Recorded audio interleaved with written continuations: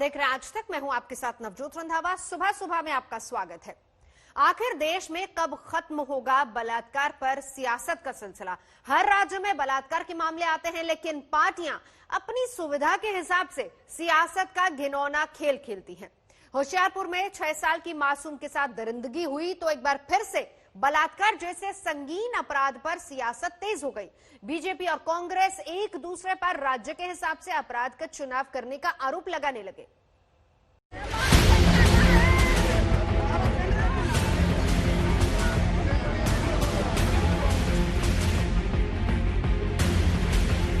आप प्रोटेस्ट करने के लिए जाएंगे? उनकी सरकारें हैं, वहां महिलाओं के साथ क्या अन्याय हो रहा है और कैसे दुष्कर्म है वो देखते नहीं।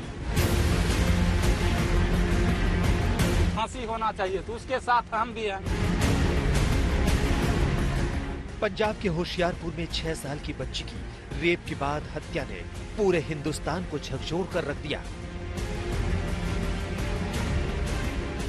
लेकिन अब मामले पर सियासत भी पूरी तरह से गर्म है। बीजेपी होशियारपुर कांड को लेकर कांग्रेस को घेरने की कोशिश कर रही है। हाथरस में पीड़ित परिवार से मिलने के लिए राहुल और प्रियंका के दौरे को अब होशियारपुर से जोड़ा जा रहा है। कांग्रेस पार्टी से पूछना चाहती हूं, क्या जहां आपकी सरकार नहीं है वहां अगर रेप होता है उसके खिलाफ आप भाई बहन गाड़ी में बैठते हुए हंसी मजाक करते हुए पिकनिक में जाने जैसे आप प्रोटेस्ट करने के लिए जाएंगे? राहुल गांधी पॉलिटिकल टूर पे जाते हैं, वो उसके बजाय टांडा पे जाना चाहिए, टांडा में जाना चाहिए, राजस्थान में जाना चाहिए। उनकी सरकारें हैं, वहां महिलाओं के साथ क्या अन्याय हो रहा है और कैसे दुष्कर्म है वो देखते नहीं। बीजेपी के हमले के बाद राहुल गांधी ने भी मामले पर चुप्पी तोड़ी और पलटवार किया।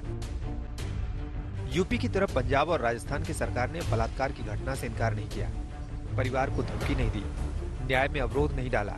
अगर ऐसा होगा तो मैं न्याय की लड़ाई के लिए जाऊंगा। सीएम अमरिंदर सिंह पार्टी के बचाव में आ गए। अमरिंदर सिंह ने होशियारपुर के केस की हाथरस से तुलना को सियासी हथकंडा बताया। अमरिंदर का कहना है कि यूपी में पुलिस की भूमिका संदिग्ध थी, वहीं पंजाब में सरकार की ओर से मामले में एक्शन लिया गया। पुलिस ने इस मामले में रेप और हत्या का मामला दर्ज कर लिया है। वारदात के 2 आरोपी गिरफ्तार हो चुके हैं। इसमें जब भी इंफॉर्मेशन मिली थी पहले दिन ही पुलिस पहुंच गई थी वहाँ। हमारे एसपी भी गए थे, मैं भी गया था और मुकदमा दर्ज हो गया था और दोनों दोषी पकड़ लिए थे। जो भी इन्वेस्टिगेशन चल रही है बड़ी तेजी से चल रही है। होशियारपुर के गांव में 21 अक्टूबर को दिल दहलाने वाली ये घटना सामने आई थी। एक मजदूर परिवार की 6 साल की बच्ची लापता हो गई और बाद में उसकी अधजली लाश मिली। परिवार अब दोषियों को फांसी देने की मांग कर रहा है। उतना देर में ये बोली कि मम्मी और कंधे मुंडा कहता है कि चलो बिस्कुट देंगे, पूरी के ले गया। कहीं अंदर रख गया होगा कि पता। हम सब तो बाहरे बाहरे ढूंढते रहे, वो 2 से 2 बजे तक से ढूंढते ढूंढते बेटी के शाम को पाए। पूरा समाज को जो सहमत होगा वो मेरा भी सहमत है। ये इतना जो समाज अभी आया है इसका मन में क्या है कि उसको फांसी होना चाहिए तो उसके साथ हम भी हैं। बलात्कार पर सियासत चरम पर है। बीजेपी के निशाने पर कांग्रेस है तो वहीं कांग्रेस हाथरस और होशियारपुर के अलग अलग हालातों का हवाला दे रही है। चंडीगढ़ से सत्येंद्र चौहान के साथ आज तक ब्यूरो। बिहार चुनाव में वायदों की भरमार है, लेकिन अगर कुछ नहीं है तो वो है कोरोना का डर। प्रधानमंत्री नरेंद्र मोदी देश के नाम संबोधन में लोगों से हाथ जोड़कर यह अपील कर चुके हैं कि कोरोना से बचिए, लेकिन बिहार चुनाव में खुद बीजेपी के नेता कोरोना को न्योता दे रहे हैं।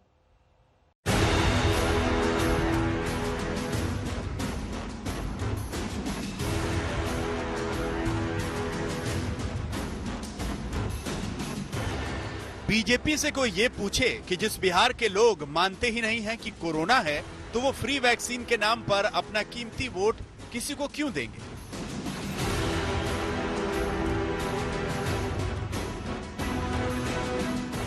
अगर लोग कोरोना के वजूद को मानते तो यूं रैलियों में हाथ मिलाते नहीं पहुंचते। अगर कोरोना को मानते तो 2 गज की दूरी को भी मानते, मास्क लगाने की जरूरत को भी मानते। लेकिन ऐसा तो कुछ भी नहीं हो रहा। बिहार के लोगों के लिए तो कोरोना सिर्फ मन का वहम है, जिसकी कोई वैक्सीन अभी तक इजाद नहीं हुई है। कोरोना काल में बिहार विधानसभा चुनाव हो रहे हैं और जो राजनीतिक दलों की रैलियां हो रही हैं उसमें लगातार भारी संख्या में भीड़ इकट्ठा हो रही है और जो सोशल डिस्टेंसिंग के नियमों का जो है वो पालन नहीं किया जा रहा है। आप यहाँ देखिए एक से साथ सभी लोग, ऐसा लगता है मानो एक दूसरे से चिपक के ये राहुल गांधी और तेजस्वी यादव की इस हिस्सा रैली को सुनने के लिए यहाँ आए हुए हैं। मास्क भी लगता है इक्का दुक्का लोगों ने ही लगाया है। ये बताइए, आप लोगों को कोरोना से डर नहीं लगता? मास्क नहीं पहने हुए हैं? मास्क पहने हुए हैं, कोई डर नहीं है। क्षमता है बिहारी में लड़ने का। कोई डर नहीं, कोई डर नहीं। कोरोना डर नहीं दीजिए क्या? पीएम मोदी की पहली रैली का फर्स्ट लुक देखकर लगा कि कम से कम प्रधानमंत्री की रैली में तो कोरोना गाइडलाइंस का पालन हो रहा है, लेकिन इसके पीछे की सच्चाई कुछ और ही थी।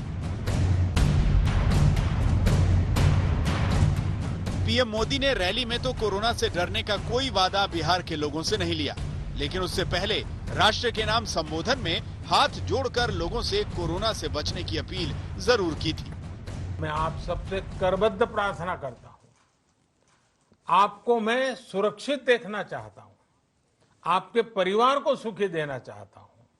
ये त्योहार आपके जीवन में उत्साह और उमंग भरे ऐसा वातावरण चाहता हूं।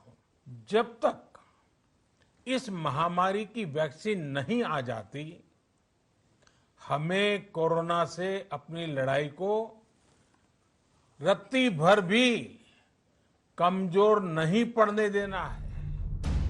पीएम मोदी ने कहा था त्योहारों में कोरोना से बचिए, लेकिन बिहार के चुनावी त्योहार में खुद बीजेपी के मंत्री और नेता ही कोरोना से नहीं बच पा रहे हैं। पहले उप मुख्यमंत्री सुशील मोदी कोरोना पॉजिटिव हुए, फिर राजीव प्रताप रूडी और अब खास तौर से महाराष्ट्र से बुलाकर स्टार प्रचारक बनाए गए देवेंद्र फडणवीस कोरोना पॉजिटिव हो गए, जो अभी 2 दिन पहले तक ताबड़तोड़ रैलियां कर रहे थे और कोरोना वैक्सीन को लेकर जागृति फैला रहे थे।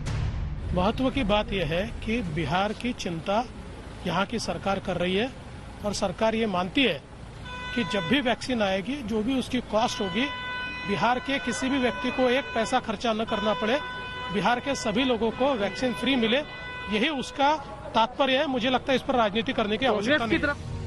वैसे कोरोना गाइडलाइंस के मुताबिक तो बीजेपी के सभी नेताओं की कांटेक्ट ट्रेसिंग होनी चाहिए। जिन नेताओं को कोरोना हुआ, उनके संपर्क में आने वाले लोगों का कोरोना टेस्ट होना चाहिए। लेकिन होगा कैसे? बिहार के लोग तो मानते ही नहीं है ना कि कोरोना है। तो बताइए, जब कोरोना है ही नहीं तो फ्री में भी टेस्ट क्यों करवाएंगे और फ्री वैक्सीन के झांसे में क्यों आएंगे? तो बात यह है कि बिहार चुनाव में कोरोना का ना कोई रोल है, ना कोई खतरा। ये बिहार के लोग भी मानते हैं, बिहार के नेता लोग भी मानते हैं और चुनाव आयोग की चुप्पी बताती है कि वो भी मानता ही होगा। आज तक ब्यूरो।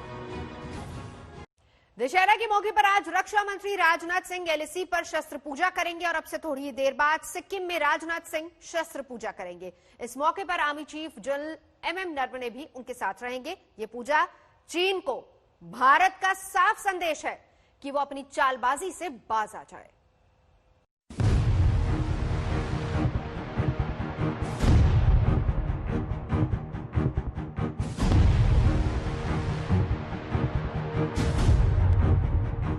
कुछ इसी अंदाज में रक्षा मंत्री करेंगे एलएसी पर शस्त्र पूजा। दशहरा पर भारतीय सेना का बढ़ाएंगे हौसला। शस्त्र पूजा सिक्किम में होगी तो तस्वीरें देखकर कांप जाएगा चीन। ड्रैगन के छूटने लगेंगे पसीने।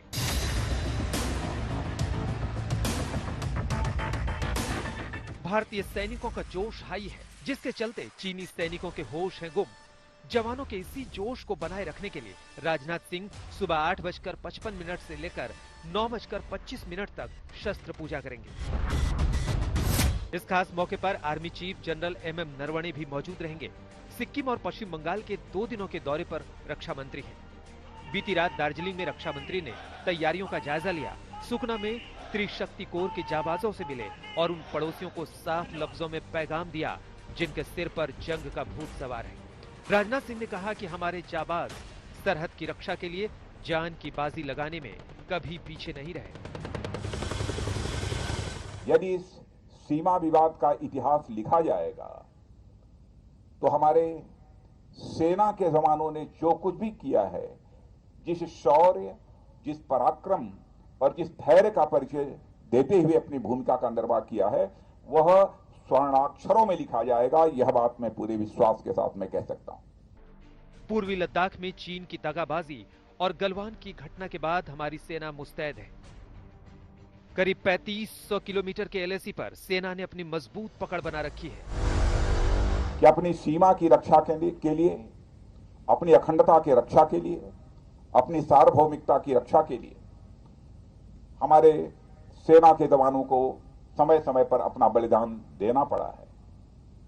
तब जाकर हमारी सार्वभौमिकता, अखंडता यह सुरक्षित रह पाई है।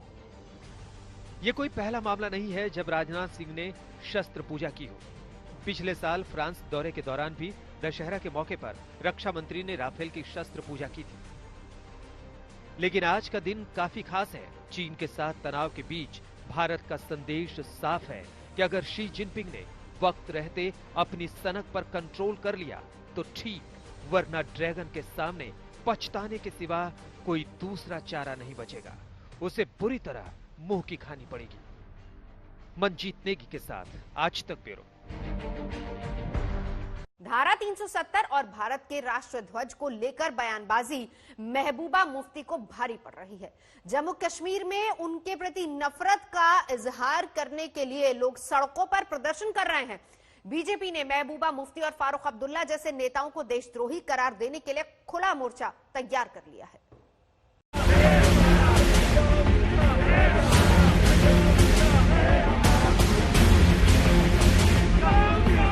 अल्लाह करे कि उनके इस जोर से हमारे लोगों को मदद मिली और हमारा ये 370 और 35A रिस्टोर हो। मगर जब तक हमारा अपना एजेंडा डाकुओं ने डाके में ले लिया है, तब तक हम किसी और एजेंडे को हाथ में नहीं लेंगे। पहले फारूक अब्दुल्ला, फिर महबूबा मुफ्ती। पता नहीं क्यों, लेकिन जब भी अपनी राजनीति का झंडा बुलंद करते हैं तो पाकिस्तान के साथ खड़े दिखते हैं।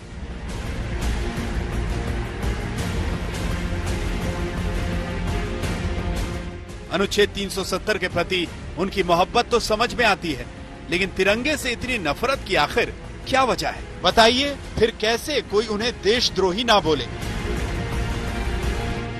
महबूबा मुफ्ती ने देश की एकता और अखंडता को चैलेंज किया है।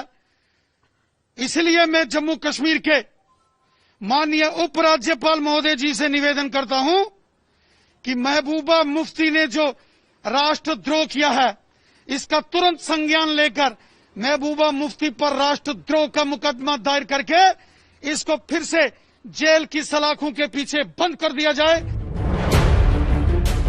जब तक अनुच्छेद 370 था तब तक जम्मू कश्मीर का अलग झंडा था, लेकिन अब ना तो धारा 370 है, ना जम्मू कश्मीर का अलग झंडा। फिर भी महबूबा मुफ्ती उस झंडे को दिल से लगाए बैठी हैं जो है ही नहीं, और तिरंगे का तिरस्कार कर रही हैं, जो था, जो है और जो हमेशा रहेगा। फिर चाहे महबूबा मुफ्ती चुनाव लड़े न लड़े, कोई फर्क नहीं पड़ता। जो इलेक्शन का, जहां तक मेरा जात का, महबूबा मुफ्ती की जात का सवाल है, I have no interest in elections, let me tell you. मैं जो आईन जिसके अंदर मैं इलेक्शन लड़ती थी, जब तक वो आईन हमें वापस नहीं होता, Mehbooba Mufti has got nothing to do with the elections, let me tell you that. जो लोग तिरंगा जो भारत की शान है, हिंदुस्तान की पहचान है, जिसे उसे परहेज है, और जो चाहता है कि उस तिरंगे की शान और पहचान को हम नहीं स्वीकार करेंगे, तो देश भी ऐसे लोगों को स्वीकार नहीं करेगा। इसलिए वो चुनाव लड़े नहीं लड़े, ये उनकी अपनी समस्या है। महबूबा मुफ्ती चुनाव लड़े या न लड़े, इसका चुनाव उन्हें करना है, लेकिन तिरंगे का अपमान करें, ये कोई भारतीय बर्दाश्त नहीं करेगा। और क्यों बर्दाश्त करें? श्रीनगर से लेकर जम्मू तक महबूबा मुफ्ती के खिलाफ प्रदर्शन हो रहे हैं।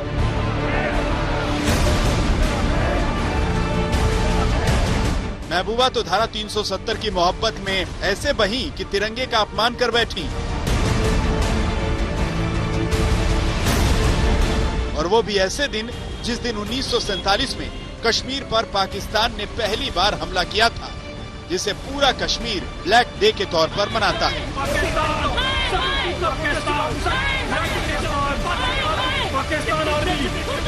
47 के जो डीपी जो आए तो 22 अक्टूबर को जब मुजफ्फराबाद का इलाका जो था वो ऑक्यूपाई हो गया, तो हजारों की गिनती में जब लोग आए तो रास्ते में कवालियों से आर्मी से लड़ते रहे और 6-7 दिन लगे उनको श्रीनगर में पहुंचने के लिए। तो अगर वो लोग हम लड़ाई नहीं करते तो कश्मीर तो कब उन्होंने टेक ओवर कर लेना था। मेरे जो बुजुर्ग थे, जो हमारे लोग थे जम्मू कश्मीर के, इन्होंने इन हमलावरों से जो था अपने हाथों से लड़ा ताकि किसी तरह से जो भारतीय सेना है, जम्मू कश्मीर स्टेट फोर्सेस है, उनको समय मिल पाए कि ये इनको जो है इनका मुकाबला कर सके। सुप्रीम कोर्ट के वकील विनीत जिंदल ने दिल्ली पुलिस कमिश्नर को शिकायत भेजकर कहा है कि महबूबा मुफ्ती के खिलाफ नेशनल ऑनर एक्ट के तहत एफआईआर दर्ज करनी चाहिए, जो कहता है कि राष्ट्रीय ध्वज को जलाना, विकृत करना, खराब करना, कुरूप करना, नष्ट करना या फिर किसी और तरीके से इसके प्रति अपमान जताना या कुछ बोलकर और लिखकर इसके प्रति असम्मान जताना भी अपराध की श्रेणी में है।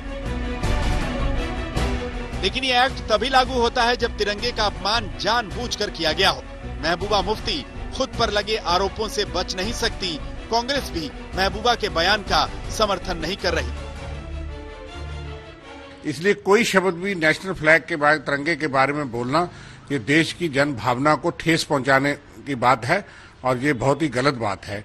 और इस तरह से पहले भी उन्होंने कहा जो बहुत ही आपत्तिजनक था, और अब भी जो कहना मैं समझता हूं कि बिल्कुल गलत है, अनएक्सेप्टेबल है। फारूक अब्दुल्ला नजरबंदी से रिहा हुए तो चीन से उम्मीदें जताकर नजर में आ गए।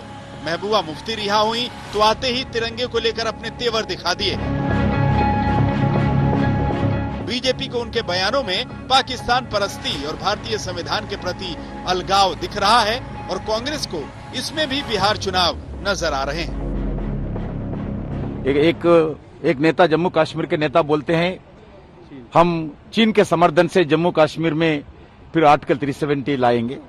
दूसरा नेता बोलते हैं मैं भारत का तिरंगा झंडा नहीं पकड़ूंगा। ये इनबैलेंस हो गए लोग। महबूबा मुफ्ती किस राजनीतिक दल की सहयोगी थी? नरेंद्र मोदी जी की। महबूबा मुफ्ती जी के साथ मिलकर सरकार किसने बनाई थी? नरेंद्र मोदी जी ने। और कश्मीर बिहार में मुद्दा कैसे है? असल मुद्दा यह है कि धारा 370 हटने के बाद आम कश्मीरियों की जिंदगियों में भले ही कोई खास फर्क ना आया हो, लेकिन फारूक अब्दुल्ला और महबूबा मुफ्ती जैसे नेताओं की सियासत का द एंड हो गया है और ये बात वो बर्दाश्त नहीं कर पा रहे। श्रीनगर से अशरफ वानी के साथ आज तक ब्यूरो। और अब आपको तस्वीरें दिखाएंगे नवरात्र के आखिरी दिन किस तरीके से भक्तों का जन सैलाब उमड़ रहा है मां दुर्गा के दर्शन करने के लिए। लेकिन हाँ, कोरोना काल है, ऐसे में ख्याल तमाम गाइडलाइंस का भी रखा जा रहा है, जिसमें 2 गज की दूरी जरूरी और मास्क भी बेहद जरूरी। सुबह सुबह श्रद्धालु मां के दर्शन करने पहुंच रहे हैं और सावधानी लगातार बरती जा रही है। सोशल डिस्टेंसिंग का ख्याल रखा जा रहा है। कोलकाता हो, दिल्ली हो, कोई भी शहर हो, पूजा पंडालों में, मंदिरों में पूजा अर्चना लगातार चल रही है, आरती हो रही है। ग्रेटर नोएडा की सोसाइटी की तस्वीर भी आपको दिखा रहा है, जहां पर भव्य दीपोत्सव का आयोजन भी किया गया।